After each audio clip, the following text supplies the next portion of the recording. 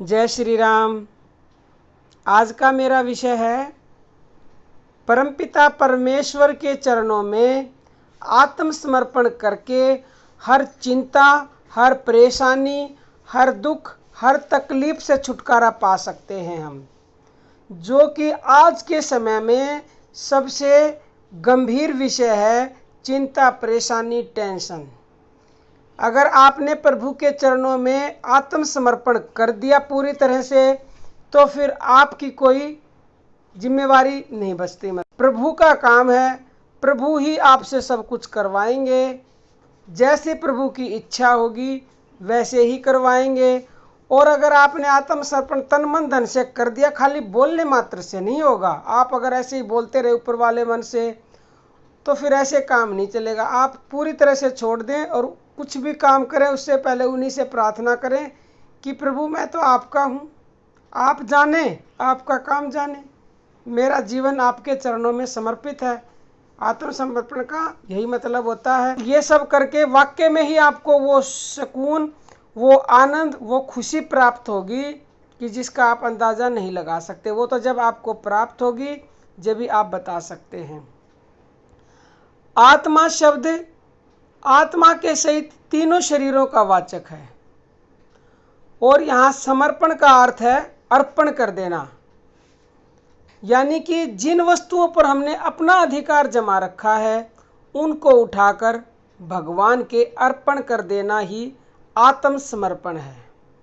यह शरणागति का एक मुख्य अंग है, अथवा इसे भक्ति का भी एक मुख्य अंग कह सकते हैं। शरणागति के 4 भेद हैं। शरणागति का पहला भाग है भगवान के नाम या स्वरूप को पकड़ना, और दूसरा अंग है भगवान के अधीन हो जाना, अर्थात उसके अनुकूल बन जाना। वे जिस प्रकार चलावें उसी प्रकार चलना। तीसरा अंग है भगवान जो कुछ भी विधान करे, यानी जो कुछ भी हमारे लिए फैसला करे उसी में हम प्रसन्न रहें। और चौथा अंग है भगवत प्रायण हो जाना, उन्हीं की गोद में जाकर बैठ जाना और अपने आप को भगवान के अर्पण कर देना। जब मैं स्वयं ही भगवान के अर्पण हो गया तो मेरी सारी चीज़ें भी उनके अर्पण हो गई। अब कुछ लोगों के मन में ये प्रश्न आ सकता है कि क्या जिसने आत्मसमर्पण किया है सिर्फ वही भगवान का भक्त है? क्योंकि सब लोग तो ऐसा नहीं कर सकते ना, सब तरह के भक्त हैं दुनिया में। देखो, भक्त तो वह भी है जिसने आत्मसमर्पण नहीं किया, क्योंकि परमात्मा को प्राप्त करने के एक नहीं अनेक साधन हैं। उनमें से आपने किसी एक भी साधन को अगर तन मन धन से अपना लिया तो आपकी परम गति निश्चित है। गति नहीं, परम गति निश्चित है, एक साधन के द्वारा भी। अब लोग वीडियो को देख के ये भी सोचते होंगे कि किसी वीडियो में मैं कुछ बताती हूँ, किसी में मैं कोई साधन बताती हूँ, कंफ्यूज भी होते होंगे। सारे साधनों में आपको मतलब ये नहीं है कि 10 के पीछे भागो, आप एक को ही तन मन धन से उसी के पीछे लग जाओ। खाली मैंने एक वीडियो में ये भी बताया था कि श्रवण करेंगे ना, खाली श्रवण करेंगे उससे भी बेड़ा पार होता है। धीरे धीरे उससे भी इंसान का मन शुद्ध होता है। मन शुद्ध होने लगा तो सब कुछ फिर आगे की सीढ़ी अपने आप ही मिल जाती है। और फिर जिन भक्तों ने आत्मसमर्पण कर दिया ना, उनकी तो महिमा अलग ही है। भक्त तो सभी हैं, लेकिन जिस भक्त ने आत्मसमर्पण कर दिया उसकी महिमा तो अलग है, गाई नहीं जा सकती। मतलब इसलिए नवधा भक्ति में इस अंग को अंतिम बतलाया गया है, किस अंग को? आत्मसमर्पण को। और यही सबसे ऊंचा भाव है। भक्ति का पहला अंग है श्रवण, इसलिए इसको सर्वप्रथम भक्ति कहते हैं। श्रवण यानी सुनना। सुनने के बिना कोई भक्ति नहीं हो सकती। यदि कोई ऐसा उदाहरण कहीं आपको सुनने देखने में मिल भी गया तो उसमें भी आप समझना कि उसके पिछला कोई संस्कार होगा, पिछले जन्मों का कोई, जिससे मतलब उसको पूर्व जन्म में ही उसने श्रवण कर लिया होगा। श्रवण आदि भक्ति है, मतलब सबसे स्टार्टिंग की भक्ति है। पहले इंसान सुनता है, तभी उसकी रुचि होकर वह उस तरफ लगता है। आत्मसमर्पण अंतिम भक्ति है और सब भक्तियां इस भक्ति में समा जाती हैं। आत्म समर्पण हो जाने पर उसकी अनन्य भक्ति हो जाती है। जिस भक्त ने आत्मसमर्पण कर रखा है, अगर कभी उसके सामने भगवान साक्षात दर्शन भी दे दें और भगवान उससे वरदान मांगने के लिए कहें, तो इतने महान होते हैं आत्मसमर्पण करने वाले भक्त, वो उस समय प्रभु से ऐसा कहते हैं कि हे प्रभु, किसको वरदान देते हैं? मैं तो आप ही की चीज़ हूँ, कुछ दे लेकर मुझे अलग करते हैं क्या? यदि यही इच्छा है तो ऐसा कर दीजिए, आप ही की इच्छा पर तो सब कुछ निर्भर है। अगर कोई पिता पुत्र को 10-20 लाख रुपए अपनी हैसियत के हिसाब से उसको रुपए देकर ये कहे कि तू जा, अलग हो जा और ये रुपए ले जा, तो इसका मतलब क्या है? इसका मतलब ये है कि उस पुत्र में कहीं ना कहीं कुछ कमी होगी, जब भी वो पिता उसको अपने पास नहीं रखना चाहता, वो उसे रुपए देकर और अपने से छुटकारा पाना चाहता है। तो यहाँ ये आत्म समर्पण करने वाला भक्त भी यही चाहता है कि हे प्रभु, मुझे आप वरदान देकर और अपने से अलग कर रहे हैं, मैं कहाँ रखूँगा उस वरदान को संभाल कर? मैं तो आपके चरणों में रहना चाहता हूँ, आप ही मेरे सब कुछ हैं। आप अपने वरदान को अपने पास रखिए, मुझे आपके वरदान की ज़रूरत नहीं है। अगर आप देंगे तो इसमें मेरी कोई ना कोई ज़रूर कमी ही होगी, इसलिए मैं आपसे क्षमा मांगता हूँ। जो कुछ है सो आप ही तो हैं। महर्षि पतंजलि ने जो ईश्वर प्रणिधान कहा है, वह भी इस आत्मसमर्पण करने वाले पुरुष में आ जाता है, तथा उसका फल समाधि सिद्धि भी उसे मिल जाती है। फिर उद्धार की तो उसे कोई चिंता ही नहीं रहती, उसका तो उद्धार हो चुका। आत्मसमर्पण करके भक्त हमेशा हमेशा के लिए निश्चिंत हो जाता है।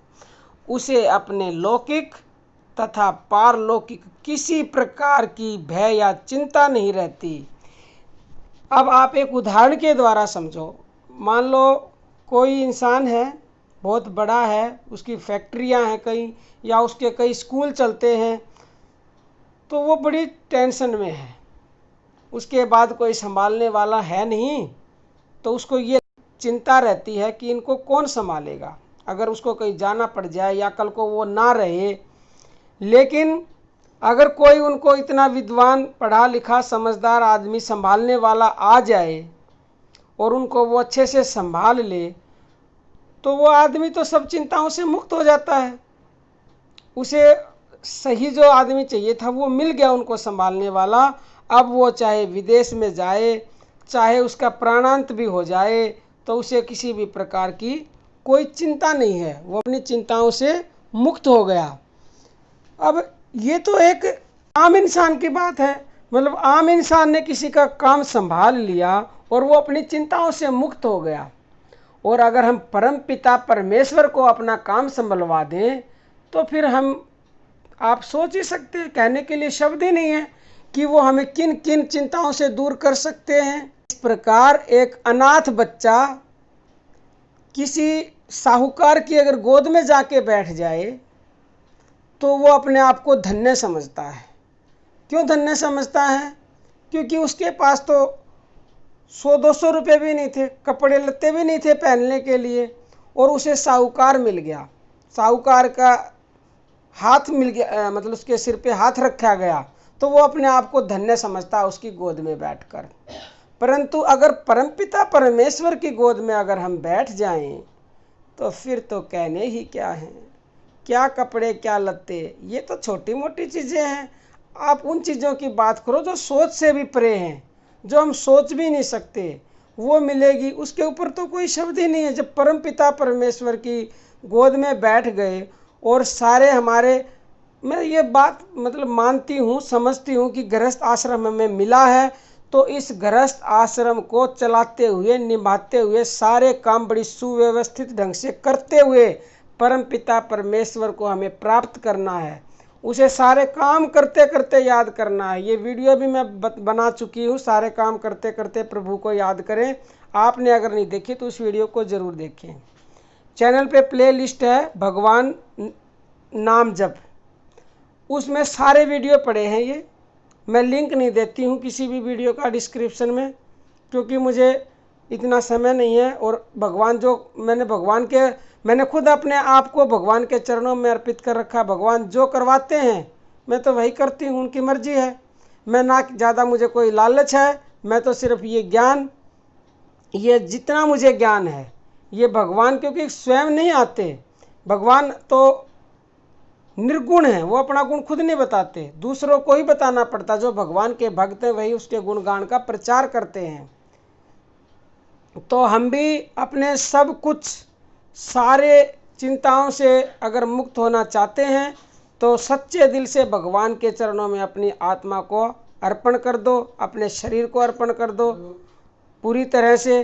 क्योंकि अगर हम अपने मुंह से ये बोलते रहें कि मैं प्रभु का हूँ, मैं प्रभु का हूँ, तो खाली बोलने से कुछ नहीं होगा। जिस दिन प्रभु खुद बोलेंगे ना, हाँ तू मेरा है, असल में तो हम उसी दिन से प्रभु के होंगे।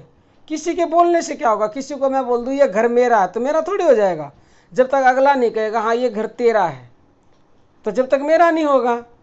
तो इसी तरह से प्रभु जब हमें अपना लेंगे उसी दिन हमारा जीवन धन्य। आप कोशिश करते रहें, ऐसा नहीं हो सकता ना कि आप बोलते रहे प्रभु अपनाए ना।